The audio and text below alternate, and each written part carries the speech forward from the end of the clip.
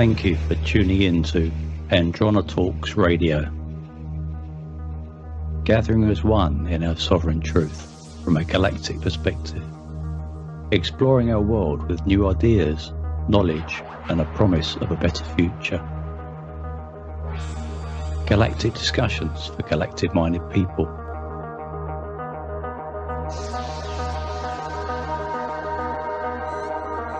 Andronetalks.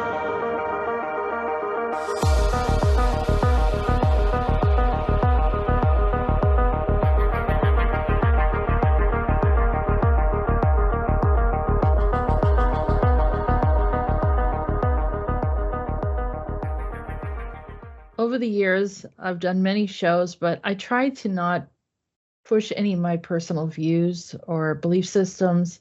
I kind of mention things in passing. I'm not really sure how I feel or what I believe regarding some of this information that we discussed today, but I just wanted to bring up something that I'd have to research it more, but I wanted to allow Anthony to share some of his ideas. And meanwhile, I found that the Matrix also connects to the teaching of Gnosticism, which we're going to be discussing, and also the original intention of the Illuminati. And many years ago, my first radio station that I worked for was called the Illuminati Network. And that network didn't last very long. I mean, it was out there. They were making a statement, and they were taking ownership because they felt like the Illuminati terminology was then, taken, that originally it had a better intention. So that's pretty much where we're coming from here. But, while we do that, we can see that there was a parallel to the teachings of Gnosticism in the Matrix, which fits perfectly with a lot of the topics that we discuss. So without any further delay, we're going to get right into the conversation.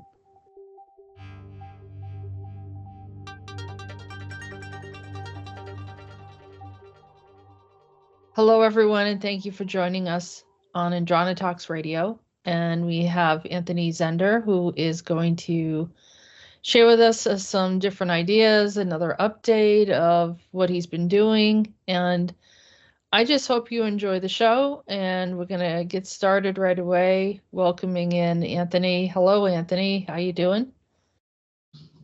Thank you, Jessica. Yeah, it's good to be on the show. Thank you for having me. And I'm looking forward to just talking about what comes up. I know that there's a lot going on right now, especially with just awakening in consciousness, and I know that I'm going through that right now. And as that's happening, I'm having incredible experiences happen to me. And I'm just I'm figuring out everything that's happening to me. It's like it's kind of everything's happening everywhere all at once, but I'm definitely balanced in all this. But basically, I came to talk about my book, and this is my book right here. And nice. Yeah, it's been a long time coming, but I got it out, and it got through the publishers and got published and stuff. But I finally got it out, and now I'm able to talk about it and what's contained in it. And it's just every part of my life, remembering reincarnation, lives I've had in the past, experiences that I've had, initiatory experiences that have definitely enlightened me to being in the mystery schools. And one of the experiences I go in here is when I first had, and I'm just getting into the most deepest part of things, because I know this is important, because it was my Kundalini awakening. And I had a Kundalini awakening, and basically I felt an energy shoot up my spine, out my head, And I had that experience. And then after that, everything changed for me. Like, that's when my whole spiritual journey began. And my whole life changed. I started like meditating and like getting like into martial arts and just traveling the spiritual path, like really getting out of the world of common day into the extraordinary world, you know, because I had that experience, and that was my Kundalini awakening.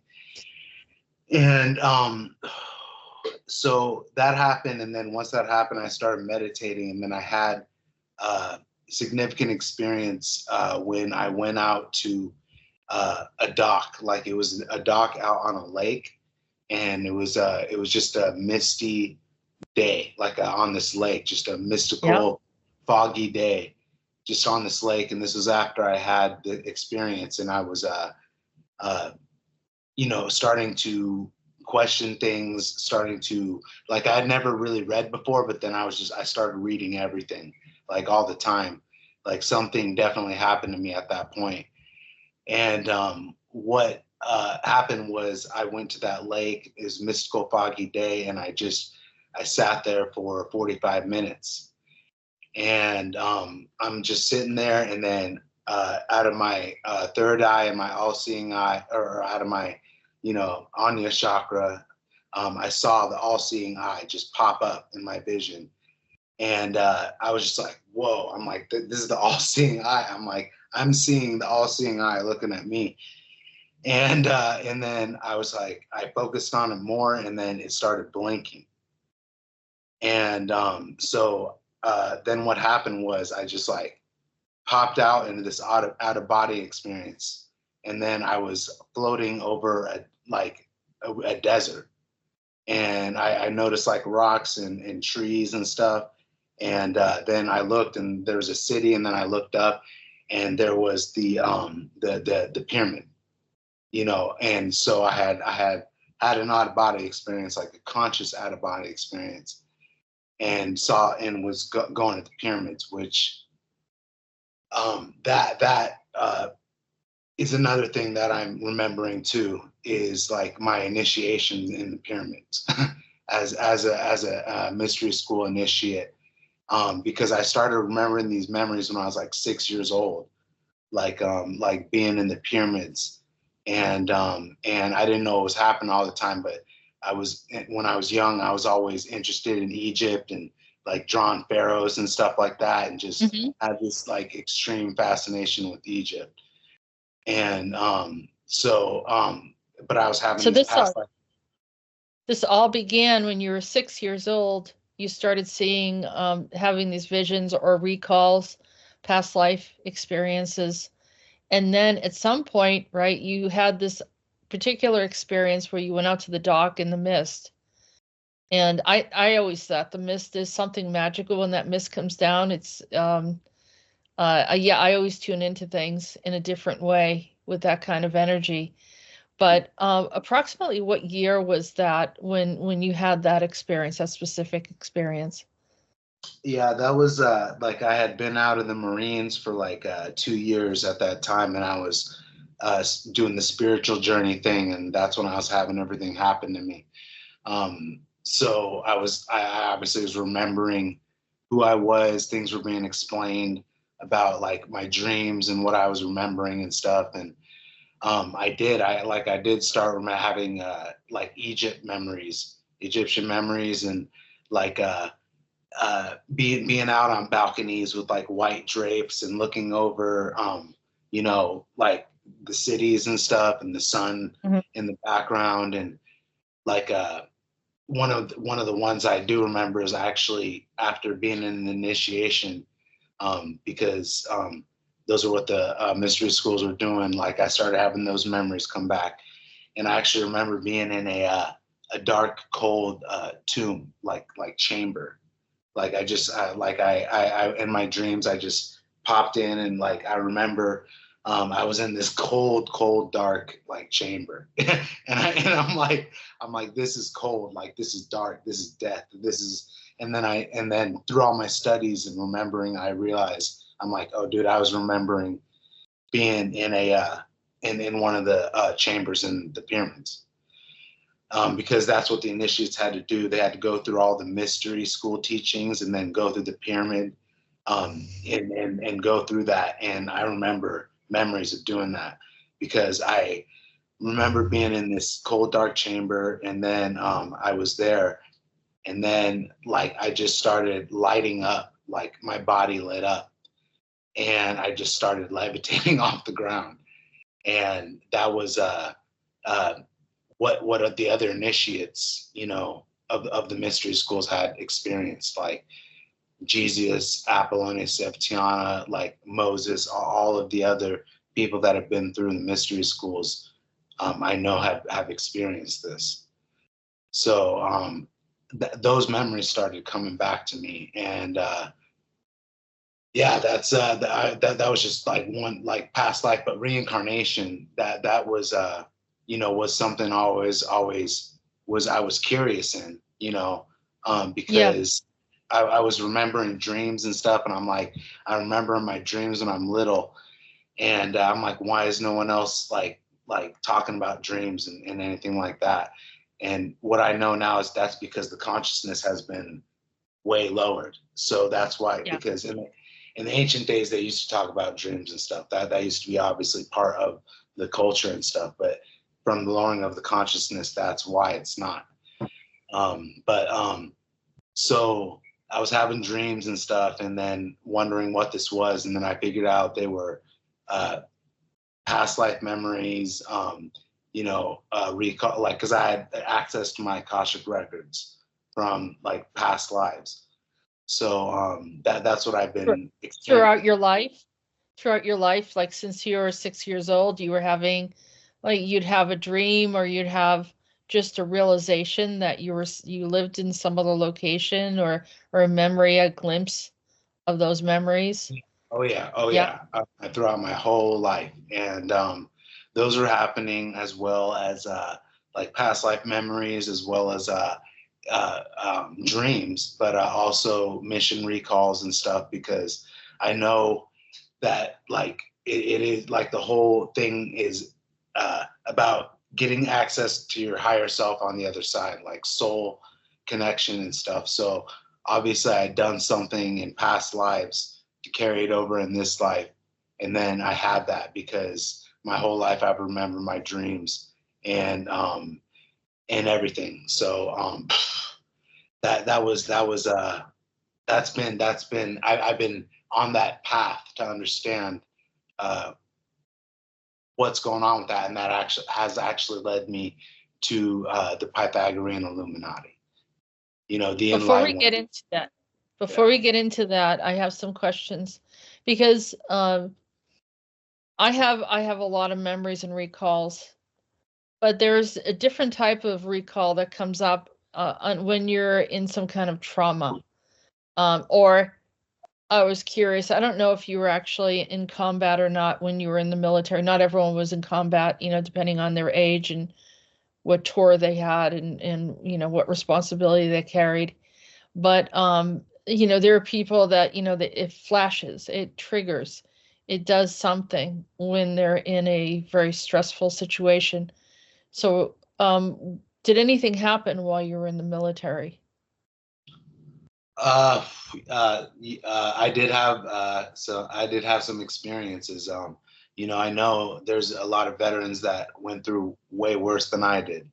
But you know, I joined the infantry, and then I went over to Fallujah, Iraq for a tour, right? Like, and this was right after Operation Phantom Fury that happened in Fallujah, which was like the second bloodiest battle of the war and stuff.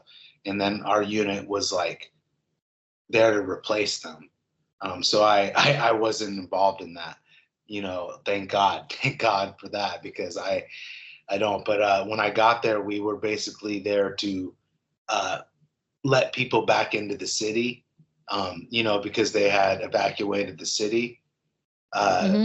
The wars, and this is Fallujah, so they evacuated the city, then they attacked it, had the war there, and then the people all left. But we were there and we were bringing everyone back in the city and stuff. So all the war had gone on, but there was still stuff going on, little, you know, pop shots going on here and there. I actually got shot at when I was there. The first week I was there, we were in this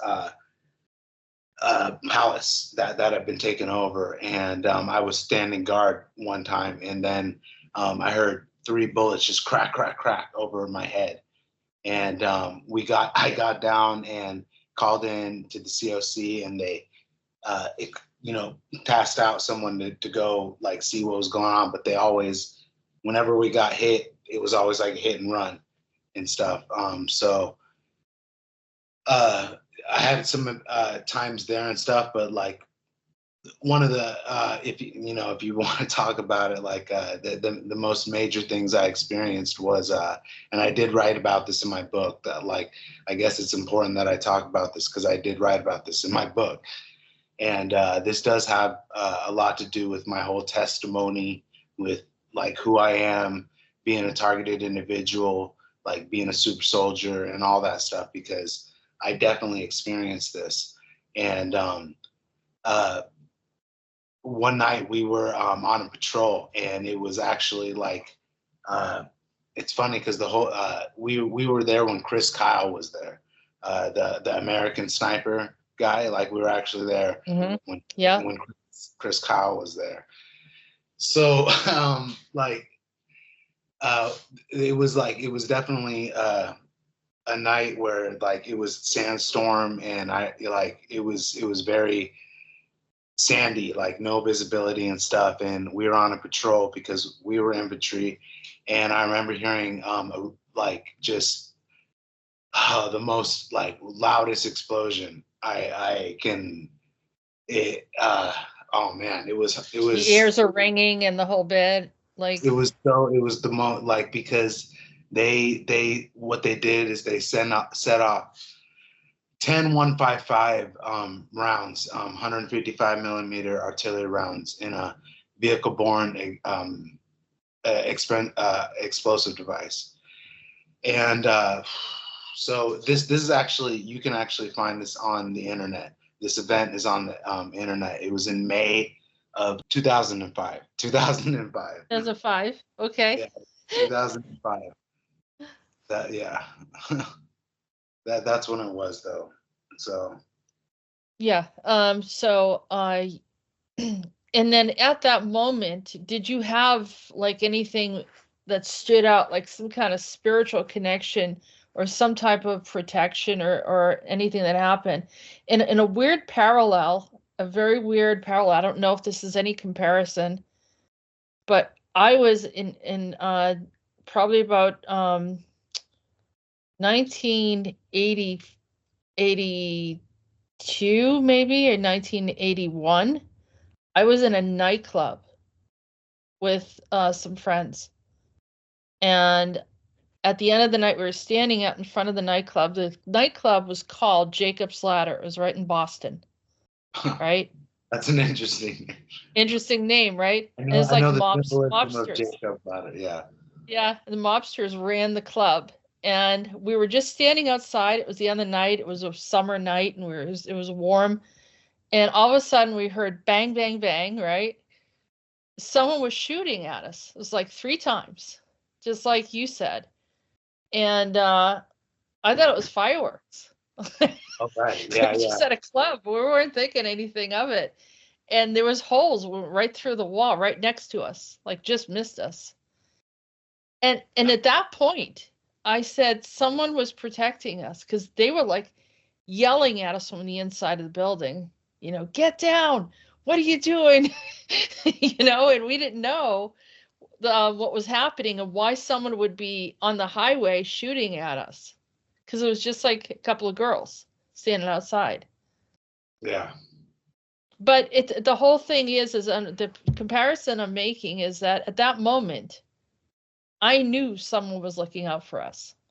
Mm-hmm. No, I definitely understand what you're saying, and that's a pretty crazy experience though, because I mean, I was actually in a place where I knew what was going on. You know what I'm saying? So I was more alert, you know, that there was danger like happening. And you know, they actually were a group of women Marines were hit in a 7-ton truck that was going outside the city because there was a base set up outside the city, Camp Fallujah, and they would truck the women Marines in and out of the city to check the women, you know, because at the entry control checkpoints, they had to have women Marines there to check the women, you know, as part of the absolutely, yes, and stuff. So there was a group full of women Marines that would be taken out to the base, and they obviously targeted those women Marines, and they hit them and blew that truck up. And I was in that area of operation. You know, that was right where I was, because we were right next to the main road out, and I basically had to respond to that. And we got up to the site, and the truck was like, it was definitely exploded, and there were people that were gathered up, you know, already that were laid out in body bags, and we had to have an outside cordon around the scene. Our fire team was tasked to do an outside cordon and just basically set security and look for any trigger men or anyone that was going to do a follow attack or anything like that. And when we do outside cordons, we have to sit there for a while because like whenever we found explosive device, we had to just create a cordon around it and call in EOD, which is the military, the Navy. They deactivate the bombs and stuff. So so it's very, you were extremely on high alert, like mentally alert, especially when those women got taken out, which they obviously were looking for vulnerabilities.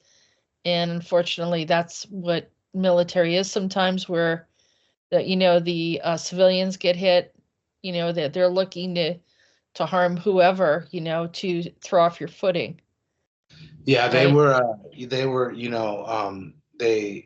just waiting, like we were setting the cordon so we could wait for a team to come in from the base in Fallujah to take care of what had happened there, and like to gather the bodies up.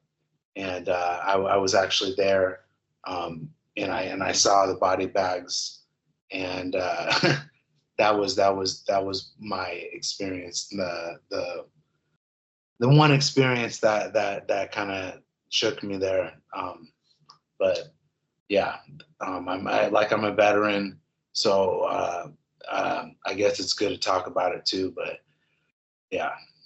Yeah, because like Navy John has Remember the Fallen, and so we want to show respect for those that definitely put their lives on the line, and before you guys really get in there, then you have all of that, a lot of innocent people just getting. I mean, I did not know what I was signing up for when I was a kid. I went in there 18 years old, and I went to Fallujah at 20. Because I wasn't even old enough to drink when we came back. They let people go to the bar. I wasn't old enough to drink. But like you said, I definitely feel like I was protected over there. Like I could have experienced much worse than I saw, but I didn't. And I'm grateful for that, definitely. Yeah. When you're in a situation like that, you come back in one piece. You know that there was something there.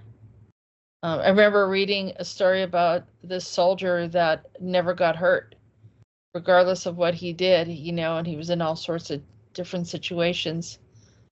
I'd have to look it up again what his name was. But Well, I mean, there's that is the definition of a super soldier. It's just a soldier that can just keep going no matter what. And the military training that I went to kind of like definitely instilled that in me.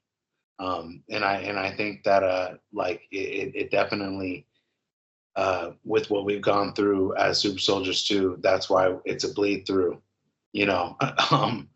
So we're just gonna keep like my mission is just to keep moving forward, to keep disclosing, to keep like revealing the truth, what I'm finding, and what's in store for the future. Like what I believe is in store. Like if we are able to unite and come to a common like agreement. Yeah, I mean that there's you're writing your book out of course your qualified experience and knowledge of combination of recall, as well as actually, as opposed to many we've heard about a lot of people that are super soldiers, but not all of them have actually served in the military in this lifetime. But you're one of the people that have, as well as Peter has. Peter still is involved. He even said, Peter did say the military gives you a purpose, and that is true. Because just being in the military, I do feel like I have purpose, and it actually is to like stand up and fight for what's right, and against like the hierarchy that enslaves us, the old world order, the elite dynastic families, the rich. That's my whole reason why I'm here. Unfinished business, to bring them down, like and bring to see that happen. And we are living in that age right now, the last waltz of the tyrants, and that's what we're living through right now. And it's like to be able to explain that that's what's happening, because that's what led me to studying conspiracies, like to studying secret societies, UFO, paranormal phenomenon, because I took the red pill, and that led me to studying all that, and then finding out about being a super soldier, and learning about the secret societies, learning about like what they were studying, like the Rosicrucians and the Freemasons, but all these things have been tainted in darkness, though, so that people can't, like, because it's all about it is all about the light and raising people into the light. And that's what the Illuminati actually created these secret societies for, was raising people meritoriously, like through merit, to high positions, so they could be instilled in positions of power. But that got corrupted. And Right. So we're dealing with the corrupted societies, but the enlightened ones, the Illuminati, created all those. But their whole thing is meritocracy, which this form of government is above democracy. You know what I'm saying? It's the next form of government, which civilizations and other places have already adopted this, where the best people are in the best positions, and that's decided by the government and by the people too. But merit is acknowledged instead of privilege, which is what we live in today with democracy, because democracy's been infiltrated, and so the Illuminati actually know how to fix it, which is through meritocracy. Which part of that is actually through 100% inheritance tax. And that allows, so that the elite aren't allowed to pass down money, keep passing down their money to the next people, and maintaining their power in perpetuity, though, because that's how they've been able to maintain it and then keep power in the governments too. So through, like, they're the enlightened ones, the Pythagorean Illuminati, are not only identifying every problem, but they're like providing every solution, like for everything, which is what I found when I found them. And I knew that they were like really the enlightened ones, like not like, because everybody knows about the dark Illuminati and the New World Order that's made. Yeah. But that is that's part of the conspiracy, you know. A New World Order is something new, you know what I'm saying? It's something new, and a new political, religious, and economic paradigm. That's what a New World Order is. And the elite have actually set it up so that people think that the Illuminati are bad guys, and that the New World Order is something that is bad. But the New World Order is actually the old world order, because the globalization and all that is only just a continuation of what they've been doing for millennia. So the Pythagorean Illuminati refer to the elite dynastic families as the old world order, and they clear that up, and then they identify themselves as the organization that is always opposed against them throughout the millennia, that have won, the ones that have been responsible for the French Revolution, the American Revolution. They have been the ones that have been behind those revolutions against the elite dynastic families and stuff, and they still exist to this day. And that was what my whole book was about, was coming to finding them in 2016. And when I because when I started the search and all the mysteries and conspiracies, I knew there was something that wasn't right with like Freemasonry and the Illuminati. And so I kept studying and because I am a Freemason, and I've been one in the past, and I studied the teachings, and I wrote about the 33 degrees of Masonry in my book. And it is definitely a path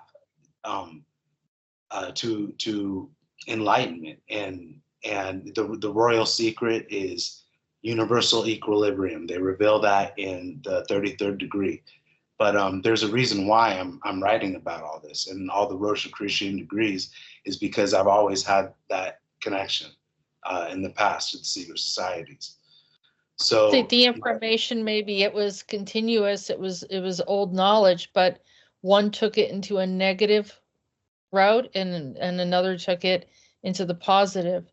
But the question that I was like preserved it though, because that like knowing that actually led me to finding the Pythagorean Illuminati, who in 2016 I found their website, the ArmageddonConspiracy.uk, and that because I was focused on finding out who they really were, and then I found them, and in 2016, and then I knew, I was like, this is them, and they just laid everything out, the explanation of the purpose of existence, the nature of reality, the meaning of life, explained scientifically, mathematically, politically, philosophically, everything, because I'm still reading, and they've written like over 200 and like 20 books right now, and they're still writing books, and they were even the books were put on the Vatican's prohibited list. And they even have an article about that, like about the Armageddon conspiracy being put on the Vatican's prohibited list. So they're obviously dealing with a force that is trying to stop these books from coming out. And I've been involved with reading them since 2016. and they have been very enlightening. Like they are by a series of authors that write underneath ghostwriter names, but they are all part of the Pythagorean Illuminati, and they write about everything you could ever thinking about. You know, like what is a thought? Like they have a whole book on what is a thought, the thinking universe. They have a book explaining on who they are, the actual history of who they are, you know, and what they were actually about, which was a new world order, which is a new political, religious, and economic paradigm, which politically it's a meritocracy. Religiously, it's illumination, and economically, it's through national and social capitalism.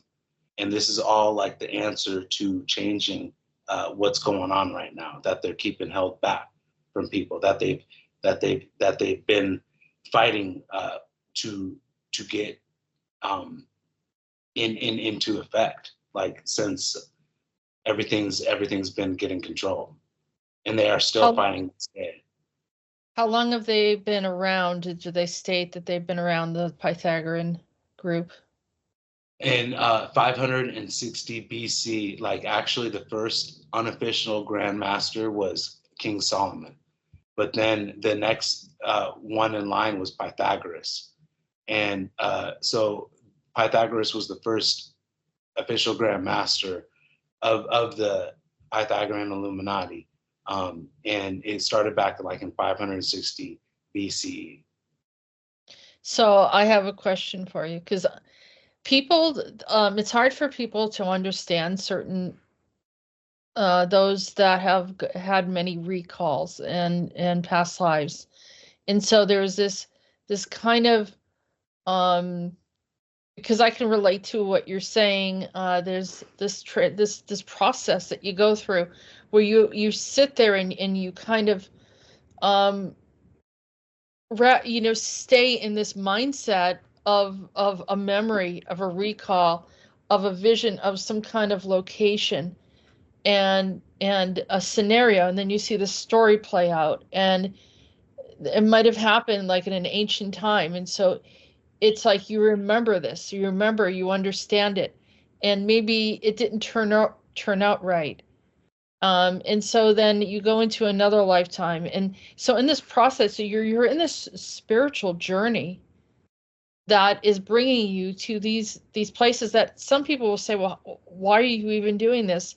But it's almost like whether it was something that needed to get done, but maybe you've done this multiple times going into this group, but not able to bring it to fruition. And so there's a lack of closure or a knowing that you came in to complete something, to fulfill something. Am I reading this accurately? I mean, is this kind of what you're experiencing? Yeah, definitely. I mean, with what you're saying, I'm feeling it like right in my soul, because I mean, that is what the mystery schools are for, is definitely to understand what's going on, like with life and what's going on in this life, and then the dream world and other places and times and existences, and fully becoming conscious of what is actually happening. And so I definitely am knowing that I'm here for unfinished business, because if you saw a lifetime, if there was a lifetime that you remembered and recalled, but it felt like you finished it, like you're okay with it and you're letting it go, those parts you can let go. But there's a driving force behind it. And what the driving force in my life, in this life, is to bring down the elite and the cabal. And that's what I like at a soul level. I'm going to keep reincarnating until I see that happen on this earth. And then until I get tired of it, maybe I'll get tired of it after so many lifetimes or whatever if it doesn't happen. But I really do believe that it's gonna happen in our day. Is we're going to see the elite fall. We're going to see the system fall because it's happening, and then it's going to be replaced by the new system, which is a meritocracy, which is illumination, and the premise of the whole premise of illumination is it's Gnostic. It's a Gnostic religion, which is the supreme form of it is being that any soul can become God through the hero's journey, which is the path to the Holy Grail, which I found out in when I found the Illuminati. They enlightened me to the whole Holy Grail mythology and stuff, and then I got interested in it, and then I found out that they wrote whole books about like the Holy Grail and the path to it and who was involved in it, and like it is the greatest compendium of knowledge that has ever been put together. Like this work, this project that's been put together, I've never seen anything like this put together with authors combined writing about like things, explaining everything. Like I definitely found something that is important, and I'm just like I'm really working on getting that out, to people, because it's helped me. I knew it was what I was finding for, or it was what I was looking for. And the past life issue comes up again too, because I remember we had a conversation with Unit 374, and multiple members felt that they had this Templar experience. Even Navy John, who had never met you before, had already been gifted this symbol. I think it was a type of cross or a Templar looking symbol that it was a helmet that he distinctly wanted on his image.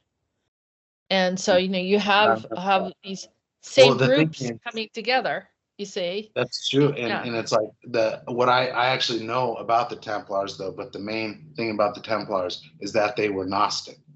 They were actually Gnostic, and that's why there was they got burned at the stake, from the church and stuff, was because they were Gnostic and they had Gnostic beliefs. And there was also money involved, and money was a factor too, that they knew that they were supposed to get paid, and they didn't want to pay them, so they killed them instead of paying them, and that's the way the elite are.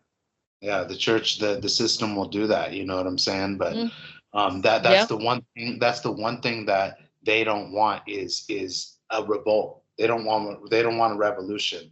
They don't want people getting enlightened. You know what I'm saying? To what's going on. Like there's actually a hierarchy that's enslaving us, but that is actually inevitably happening through the dialectical evolution of the universe. Meaning there is a purpose. There's a meaning. Like through there's an endpoint.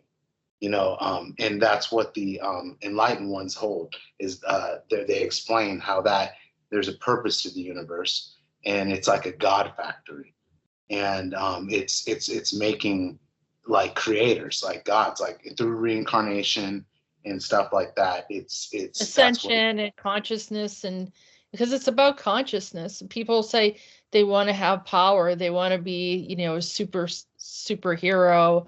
They want, that can't happen without consciousness. There's a darker energy that does have power too, but it's a different kind of power completely. And sometimes it is a devolving power, or something that actually is not assisting in perpetuating life. So like the super soldiers get younger looking, or are, re-aged. Those that are in a wrong place started to age rapidly, because does the opposite. So you're in like a retrograde space, so it starts happening that way. One of the areas that I think you and I intersect is my experience with the Hermetic teachings in my lifetime as Madame Blavatsky, which I suffered a lot. I was critiqued a lot. I had crazy visions. I know that I was judged, or people very misunderstood, which I feel that carried over still, even here, where people don't really know whether they can't figure out whether it's good or bad or whatever I do. And I think it's carrying over the energy, not necessarily the truth of what the intention is. And so in order to get out of our paradigm, sometimes you need to have this other sense or abilities to be able to break through whatever this paradigm is, or that our abilities that we have, right? And a different understanding of the universe. And it's not anti-God, it's not anti-Jesus, it's not anti any belief system. It's just a deeper understanding of the operations of the earth, which can be also described scientifically if you want to go down that route as well. But it's something that always exists, you know. And I said to someone recently, you know, you can't negate the fact that the operation of gravity works as it does, but unless you do something different, it is going to be consistently in the similar behavior, you know. So what we are doing is we have to move inconsistently, or do something and change something in order to bypass some of the natural laws, in order to help bring in certain things without creating destruction or violence, or, you know, any kind of tear in our reality in the process. It's very tricky. It is. And I'm just going off of what you said, but I know that is actually with the mind, because the Illuminati go into a scientific explanation and actually explain the world of mind and the world of matter, and how they both exist, and how they go into OBEs. And you know, if they actually say, if you've had an out-of-body experience, you have refuted scientific materialism. You know what I'm saying? So what they're saying about science isn't fully the truth. You know, and what the Illuminati have done is they have created a system that explains the grand unified theory of everything, and actually equates into explaining what Euler's formula is, which is the God equation, they call it. And they wrote whole books on this, and I'm just like, I'm reading these things and I'm like, this is explaining some things to me. And so where was I going with that? I mean, there are laws, and then there are other laws, and then there you know, it's if we bring it into the context of well, the Ascended Masters and all that kind of stuff, which was, you know, related to some of the Templars and some of the stuff that you're talking about, which I was then crossing over with in that lifetime. But I think that the point is that we could put it in the context of super soldiers, something else above and beyond, which pulls the soldiers in. And people say, well, why spiritually would we need soldiers? Because we are in a galactic experience right now. And in the other realms of existence, contexts of existence, there are different laws. So our law, physical law, and the understanding of how the earth operates is one portion of it. If you go into the quantum, it's completely different. And I used to interact with engineers. That was part of my job. I worked in the safety industry and safety equipment and clean rooms, and you know, the particle counters and all that kind of stuff. And I used to have to do all the marketing for that, and I had to wrap my head around it. And I literally talked to someone who literally was conducting these studies into the quantum field and the irregularity of what's going on there. So it's a different set of laws. When we go into other realities, there's a different set of laws, and I never hear anyone talk about this. That's why I'm questioning what some of these people, whether or not they're just copying someone else's story, or they actually remember how certain things operate.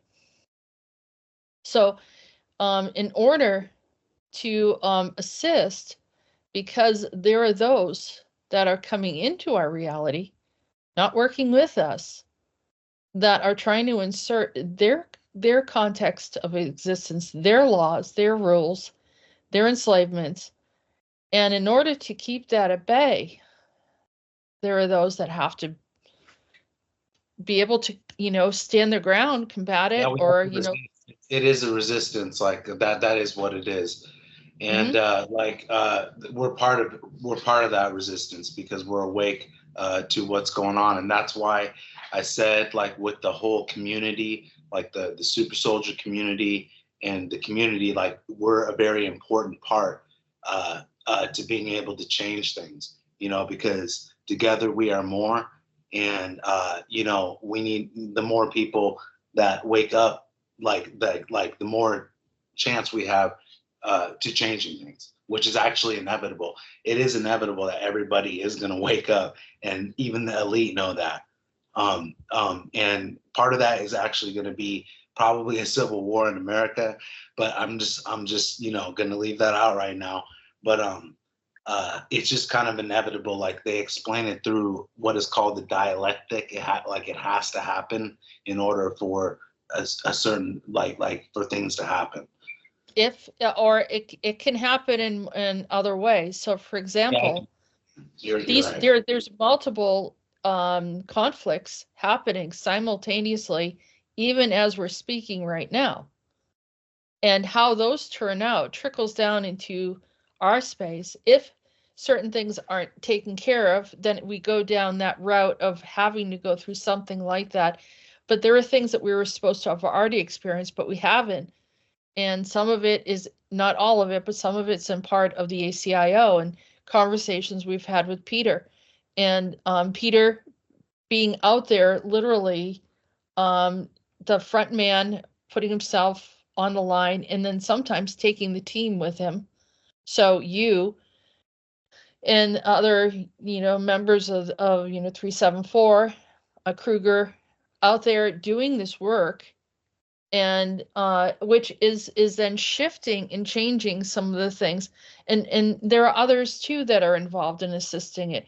But if no one does this work, then we are faced with more conflicts here on the planet, and identifying where the problem's coming through. I was actually interested to hear when Peter did a show with you, and he actually said that at that Super Bowl shooting, the Unit 374 was there and actually kept it from being less serious as it was. Do you remember that? Yeah, I do. I do, because I wasn't focused on that. I don't know why.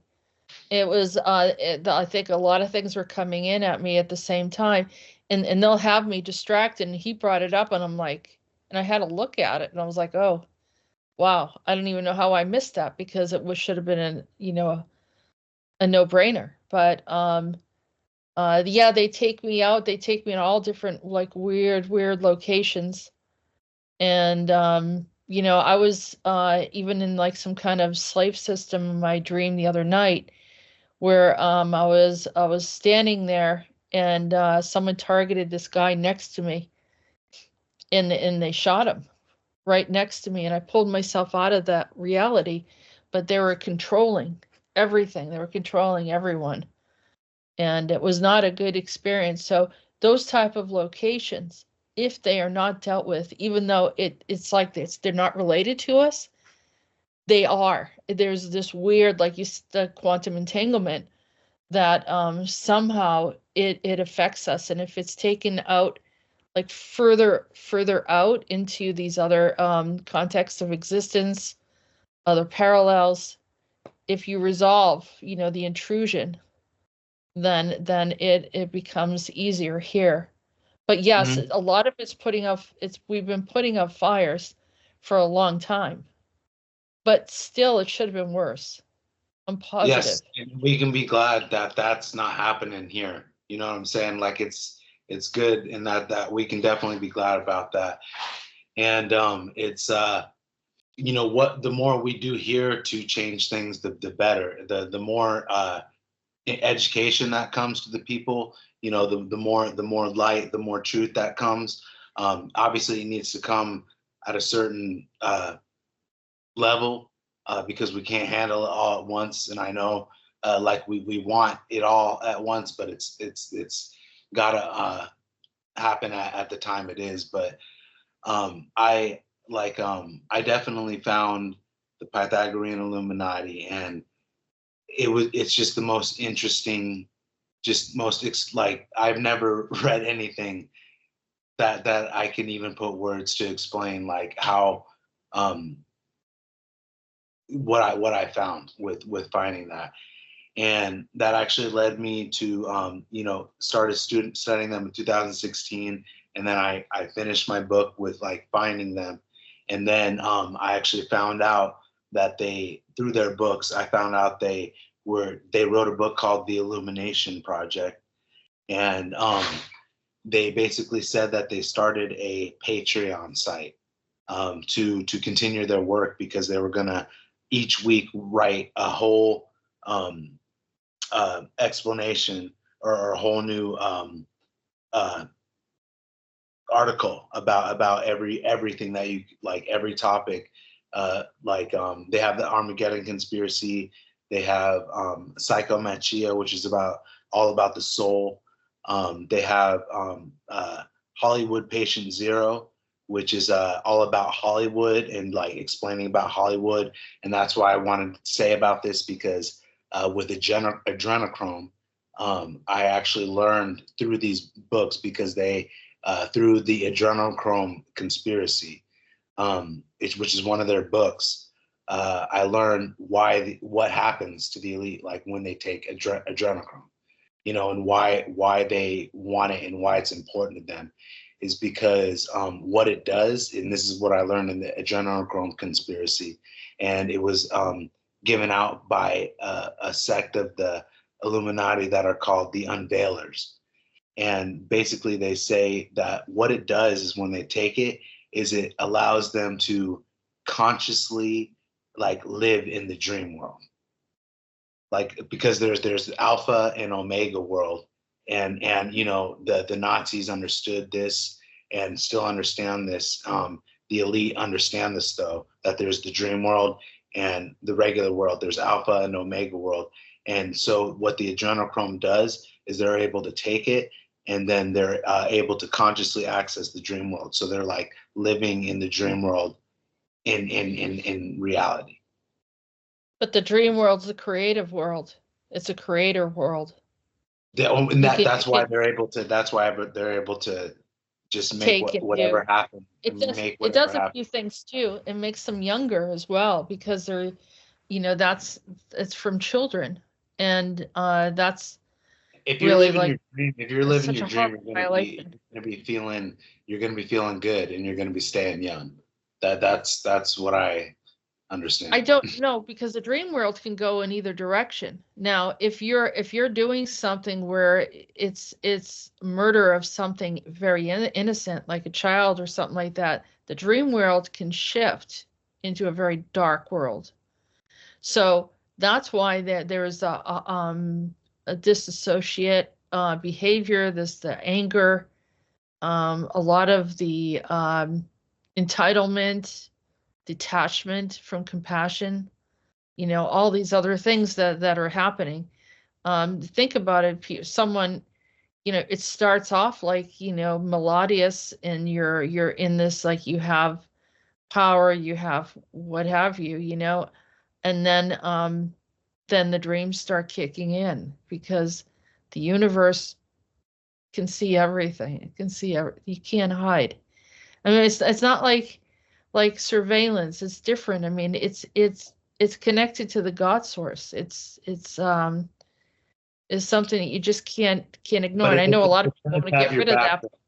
The universe does have your back, and there was actually a book. There was a book that the Pythagorean Illuminati wrote that is called "The Universe Has Your Back," and it actually is pretty good.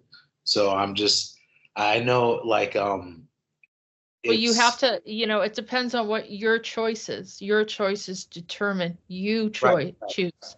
No one else chooses for you. It doesn't have It's your back if you're not doing the right thing. That's well, definitely like it's, say that we have the God source, right? You can either walk toward it or you can walk away from it. So the further you walk away from it, you're more on your own. There's less protection. There's less of that love, the connectedness, and all this other stuff. A lot of those people that walk away from it are more isolated, and or they can't have fulfillment in anything. So you see these celebrities are constantly changing their face. They're constantly changing how they look. They're trying to see how much money they can amass. They're looking for something. They want to at least feel that they got something. But remember, in a lot of those cases, it's not really the soul anymore. So that brings it to another level, right? So now you have essentially a vacant body, a soulless body, that an entity has stepped in and is living out. And as soon as you make that soul contract to do something really evil, thinking that you're going to get fame, no, you're gone. Soul's already gone, taken into like an afterlife or a judgment of some sort. When I say judgment, I mean like, consciousness they're going to have to deal with. I don't know exactly what happens to those souls that really do a hard soul selling, right? But what happens is they go into this space. So now this entity is using your body, and some of them are soul eaters. Some of them need the energy from humanity, and they're pulling and taking from humanity, but there's no consciousness there. They don't feel bad about it. And that's the problem. People try to like, oh, we can recover them. We can bring them back to, goodness or what have you, or to Jesus or whatever. How are you going to bring an entity to Jesus? It's not a soul in the first place. So I'm not saying don't help these people. I'm just saying know the difference.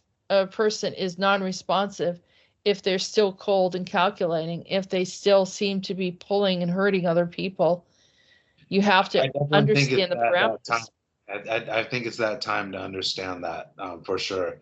As we get more into time, it's definitely time to understand, who's doing what and, taking what path. And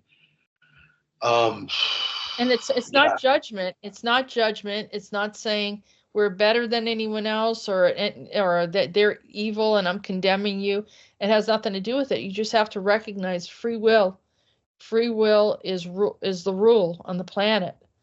And so if a person chooses to do something and then their soul goes elsewhere and they give over their body for something, just understand that if you go into their space, you may be vulnerable in some way because you don't know what kind of being that is.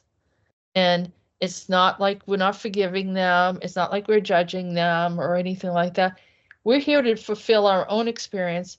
So we know that we're not perfect. We don't have a right to judge anyone else. We don't know why a person would go to that extreme of making a decision, a soul selling commitment, because we don't know what kind of torment. Some people are really tormented and they're very unhappy. So, and we're not the judge of everything, but we do know that we have a divine purpose and that we're here to fulfill our purpose and work on ourselves and to grow and become aware and reconnect with the things, finish off tasks like you're talking about, which is perfect.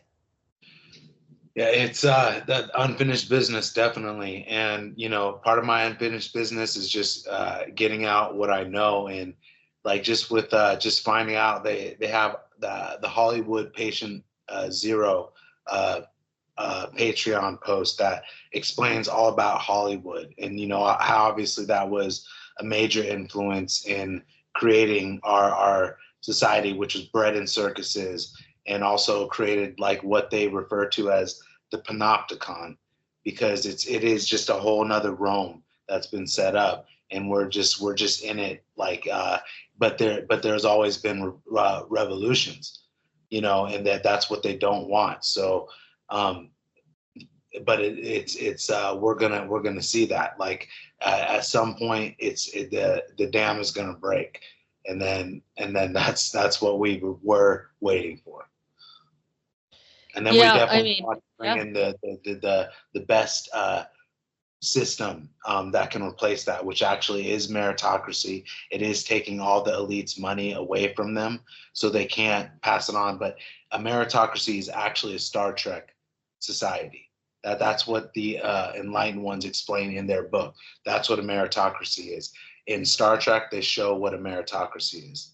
And that's what we can have. If we take away the money from the elite through 100% inheritance tax, we will be able to instill that, because the best people will be put in the best positions. A new education system will be put in. A new economic system will be put in. I mean, they wrote the whole books about every way that it could be. Yeah. So I'm definitely. So they're providing solutions. That's true. Right.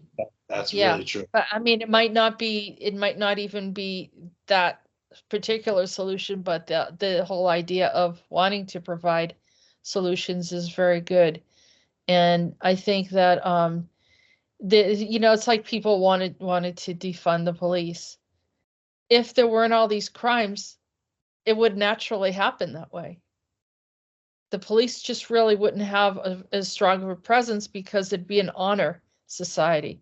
It would be a society of respecting other people's space and what they have worked hard for, not blaming others, because each one of us have been in all different cultures, races, religions, belief systems in various lifetimes. So we're going through our journey, and blaming others is not going to help anything, because it will just put us back into a bad cycle or have us going backwards in retrograde. So if you want to be free of something, implementing its consciousness and being aware of others, because each soul has value, not just one person, not just you or me. Every soul has value. So if we violate those souls, or we're taking from them, that it's hard, it becomes harder. The system becomes harder on us. So until people are willing to be consciously aware of those around them and to see them as a soul, not the exterior of what they look like, it will continue to be a battle, if not a slave system, if it persists. So what you don't want is what you'll receive, whether you like it or not. And that's what Peter keeps on telling us, is like that the society's not learning. So, we're headed in that direction unless something shifts where we become consciously aware of others. Yeah.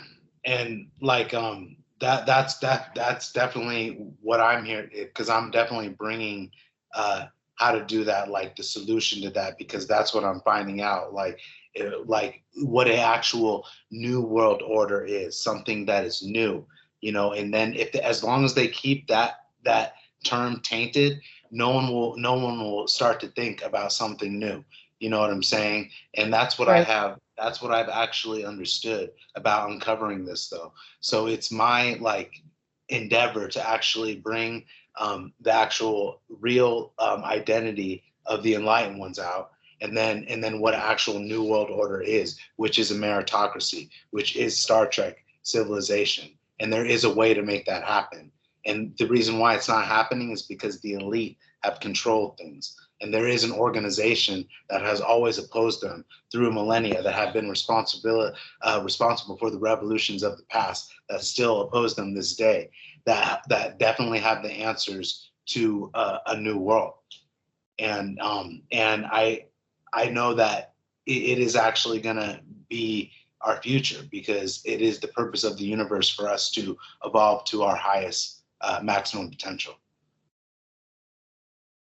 Yeah, and the Star Trek reality it's a good comparison, because you see essentially the crew interacts really well with each other. There's a consciousness there, and they're going into all these pocket realities and these different societies that have different concepts and ways of living, and they don't really intrude on that, but they kind of move around it and then learn something from each one of those experiences. And essentially that's what we're supposed to do, even here with people that are different or unusual, that are not of our culture. We're supposed to learn something from their experiences, from the wars that we've had, and to grow from that, and not to be in the same mindset of perpetuation of that. So Star Trek brings us to that other level. So it's yeah, people liked it because it's technologically advanced, but advanced technology goes with consciousness. You can't separate the two. Otherwise, then you have a nuclear universal war and dystopian reality. So if technology in one society is profound, and you have cars that have levitating cars, and this incredible cities, and advanced replicators and med beds and all that stuff, and then the contrast to that is dystopia. Right.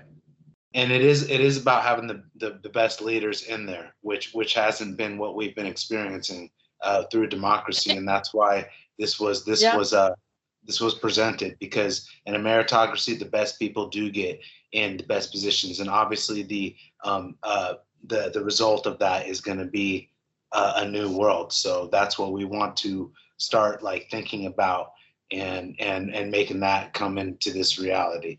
And that's why I'm because they even say that this information is going to be known about in the future. Like everything that I'm learning, it will be taught in universities and stuff like that. And I believe that because it's definitely the most enlightening information that I've ever come across. So I'm going to keep studying, and then I'm going to keep writing my books. I'm writing one that is called "I Will Fight No More Forever" right now, and then the next one I'm writing is called Empyrean, which is the highest form of heaven that there is.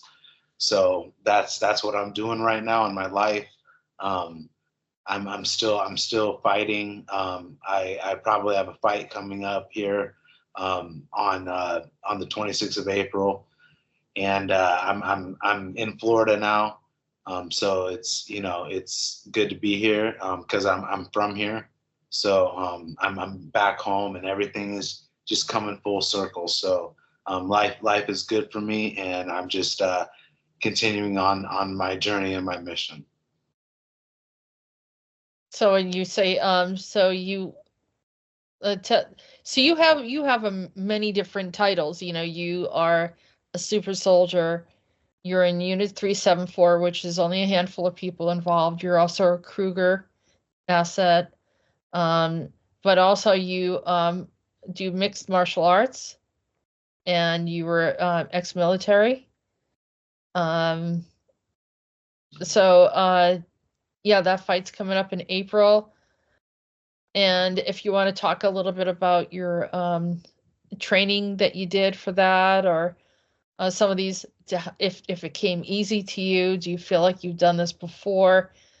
That kind of, do you think you ever were like one of those like those wrestlers in ancient Greece, or? Oh yeah, definitely. I know that I was. I mean, I have memories of being like a knight, so I know the gladiator, archetype definitely comes back to me. And I've had 37 fights in my life. And I'm still fighting, because it's like I just I guess I can't stop until I can't do it anymore. So, but that's what I understand is I'm very grateful for that to have been instilled in to me, the how to fight, and just to keep fighting, and to never give up, because it's I know it's what we have to do as a society, as humanity and stuff. We do have to fight against the hierarchy that enslaves us. That's the only way we will get through our freedom. So we have to come together, unite. That's why actually one world order is actually a united world. That's another term that's been flipped around. But yeah, they did do globalization. You know what I'm saying? They were trying to bring it into into their one world, which has already been being done, so it's old. Right, which But, is their more of their slave system, right. more of the slave system, what they wanted. Yeah, yeah. with another title. Scarily, like it has been implemented almost to the maximum extent, but like there has been something that has allowed us to not destroy ourselves, because we should have been destroyed by now, based on the times in the past, like in Atlantis and stuff, because that was part of my book too, is remembering past lives in Atlantis. And I remember the sinking of it, like waves coming and stuff. And yep. I definitely believe I was on one of the ships that got out of there and went to Egypt, though, because that memory's coming back to me. And they did have lightsabers and stuff, because I remember having lightsabers. So I'm just throwing that out there. But all these memories are coming back to me, because I'm like, in my dreams, I've got access to the Akashic records. Like, I'm having experiences, meeting obviously people that have passed, meeting like gods, like Anubis, Osiris, like just everything, just that it's like another world that I'm waking up to. So yeah, I mean, I wrote about Atlantis, and I have a whole recall, a very strong recall of being there, and a visitor that came prior to the explosion, and I saw the explosion, and I saw what they were doing. They were completely ignoring it, kind of like when they ignore like a nuclear power plant or something. It was kind of like Chernobyl. You know what I mean? Only on a much grander scale. Right, but back in that day, they were doing the ignoring back in that day. That was this book that I wrote years ago. That's before I met Peter, before I met any of you guys. It's like 2011, 2012, when we were all supposed to be destroyed in the earth, and the earth was supposed to end. I mean, they have these different plans, scenarios. They've been doing this for many, many lifetimes, and I think that's the frustration, is we all keep coming back to fix it. And it, like we talked about these mud floods that they did, and how they kept on depopulating, and then they have all these orphans everywhere, and because they can mentally control children a lot easier than the older people that remember everything.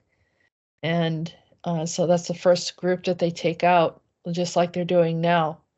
And we're seeing a lot of valuable knowledge dying away, because these poor people were targeted because of their age and their knowledge and their wisdom that we need.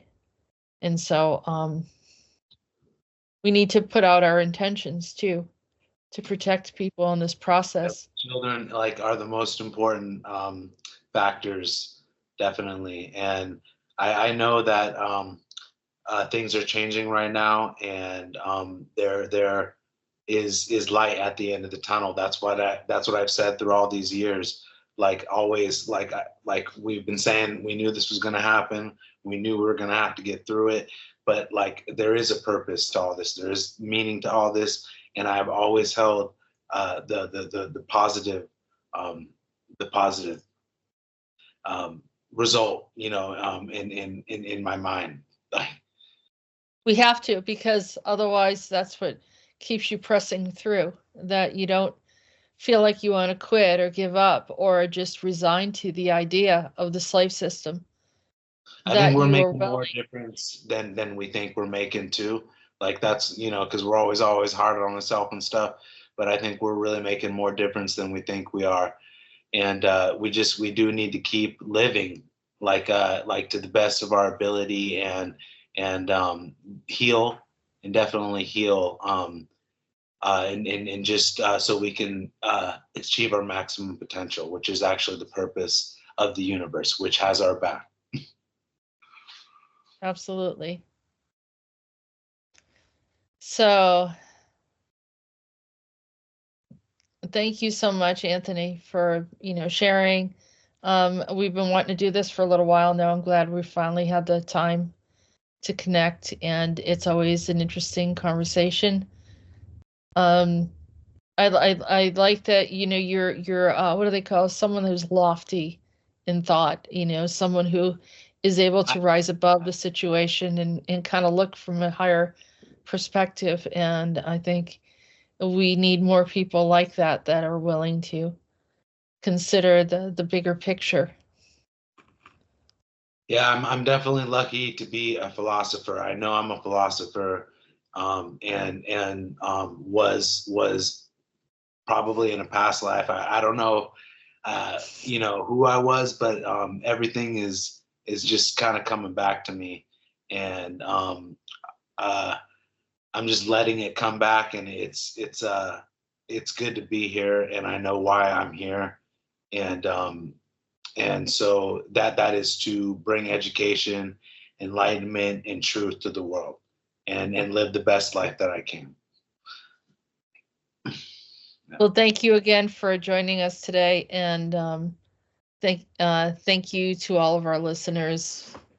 We always like to bring in different kinds of conversations, and we appreciate you. Appreciate those that are, you know, following us and listening.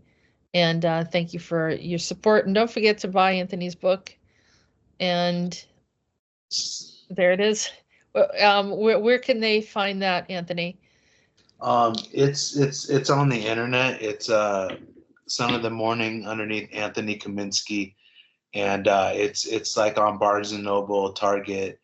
There's different outlets to get it on, but it can be found on the internet. Okay, so we're going to have the links below, and so and any other information for Anthony will be there, as well as we'll have the ACIO website to show Anthony as part of the unit T374. And I guess that's it. Thank you, everyone. Thank you, Anthony, again. And thank you, everyone, for listening, and have a good day.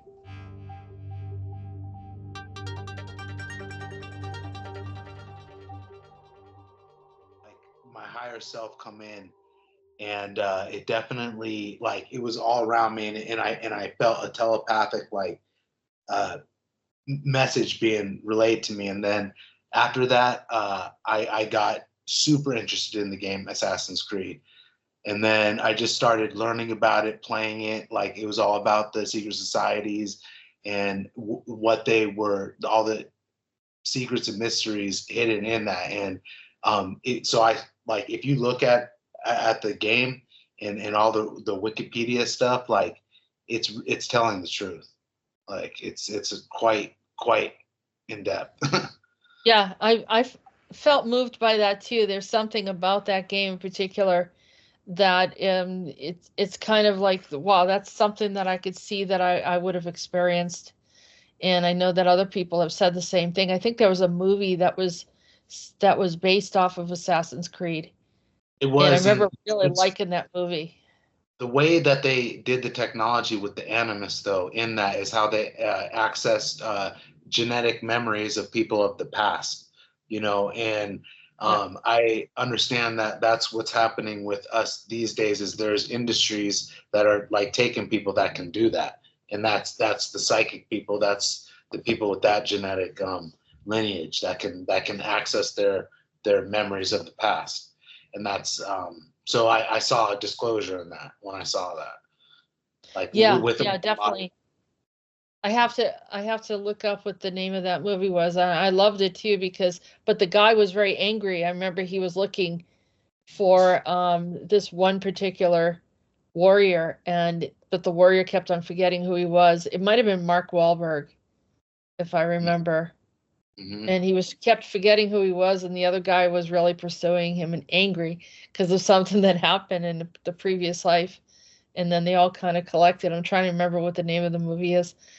But I wanted it because we kind of shut off the record, and I just want to add that I saw you in those. You talked about like mystery schools or a higher learning in philosophy, and I saw you in Atlantis.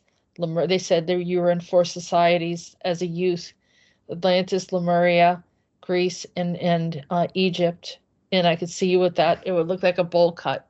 It went all the way around. The short in the back, just like perfect, like they put a bowl on there and just cut around that way and shave the back. Yeah, no, you saying that, I definitely feel that. Like you're talking to my soul and my spirit, and I can't help but smile. But like I definitely feel that. And you were there as a student, and you're wearing like a white sort of toga type of thing. Maybe Rolf knows what movie this is. Let's see. Yeah, Or it you was got Michael Assassin's Creed. Fassbender. Mm-hmm. Michael Fassbender Okay. played him. Yep. Yeah, I like those video games too. It's like because you go on these missions to take out key people in the big conspiracies against the average people. That's Very it. satisfying. Yes. Mm-hmm. It is. I know what you're talking about, Rolf. I do. Yeah. But that's what I understand is like really going on though. So, and I know how we're a part of that because I have memories of doing that and being involved. I'm looking up the Mark Wahlberg movies because I know that he was in one of them that had this scenario where this guy was really pursuing him, and it wasn't related exactly to that game, but it was really an intense. It's like a past life situation. Oh, Infinite. are you talking about Infinite? Oh, yeah, Infinite. yeah. There it is. Yep. Yeah. That Yeah. one. When I actually put that one on my site because when I saw that I was like, they are disclosing reincarnation there because they mark him as schizophrenia and stuff like that, and he has these memories, but he remembers who he is, and then he finds the secret society that he finds that actually tells him the truth about who he is, and then he fights against the person that's trying to That's an intense movie. Yeah. And imagine, there are people that fully remember everything and they come and find you. And I had that happen to me when I was younger, where I had this guy from France. As soon as he saw me, he recognized me. And he started saying all sorts of things to me. And he was even able to communicate with me in a way like we did this training exercise where he said, I want you to just like focus in. We were talking on the phone. He says, put the phone away. He says, I could still talk to you. And literally I was walking and I not only could hear him, but I could see him at the same time. I mean, it was, and this guy had like a photographic memory and the whole bit. And I was like, this stuff's crazy. Sounds like an experience of what was called the Tomorrow People. There was a show called the Tomorrow People, and they had the ability to telepathically do stuff, and so that I get that. I still do that. I still can, like, at not at will, but at a moment where something comes through, literally can see someone as if they're right in front of me, having a conversation. And it is other world. It's other sensory. It's not like, it's different when I've seen like that kind of like the entity stuff that tries to like talk to you, and it's really dark and it makes you think that you're crazy. Not that stuff. This is something completely different. It's whether it's ET related or there's something else, and they're literally, you can see them right in front of your face and have a conversation, and very surreal, very, very surreal. But it's not out here. It's not out like walking around like an apparition. It's literally like, how they picked up the phone and they're calling you. They're there. It's a really they're there. weird. It's yeah. I know they're there. It's good though. Yeah, so I met someone that our friends in higher places. I know that we got friends in higher places that are helping. So absolutely, and the Council of Five can communicate with me like that. They'll dial in, and they'll say something to me, and Peter and I will have a discussion about it. So that it's not an accident where we're at right now. Yeah. Definitely being aware of what's coming in, and that's what I want to do too, is just be connected with the right energy, the right timeline, just all of that. That's what I'm focused on as a soul, and I know why I'm here. I'm gonna keep the positivity up and keep fighting. So yeah. Yep.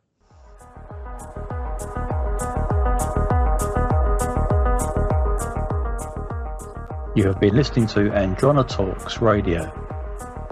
Join us on YouTube channel Jessica Arael Morocco and visit her website at www.readingsbyarael.com.